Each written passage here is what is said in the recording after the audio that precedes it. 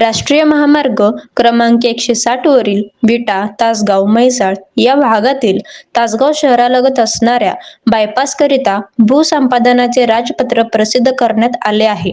यामुळे तासगाव बायपासचा प्रश्न मार्गी लागणार असून शहरात होणाऱ्या वाहतूक कोंडीचा प्रश्न मिटण्यासाठी हे महत्त्वाचे पाऊल असल्याबाबतची माहिती माजी खासदार संजय काका पाटील यांनी दिली.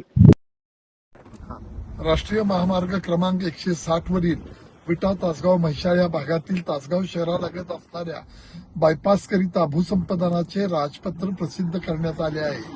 यामुळे तासगाव बायपासचा प्रश्न पूर्णपणे सुटलेला असून शहरात होणाऱ्या वाहतूक कोंडीचा प्रश्न मिटण्यासाठी हे एक महत्वाचे पाऊल आहे आणि महत्वाची गोष्ट शहर आणि शहरातून जाणाऱ्या सगळ्या वाहन मालकांसाठी किंवा शहरातल्या लोकांसाठी अतिशय चांगली गोष्ट झालेली आहे.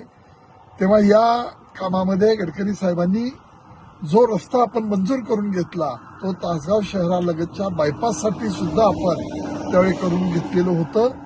त्यामुळे या कामाच्या बाबतीमध्ये सगळा प्रश्न सुटलेला आहे, कुठलीही अडचण राहिलेली नाही, हा विश्वास तुम्हाला या निमित्तानं देतो आहे.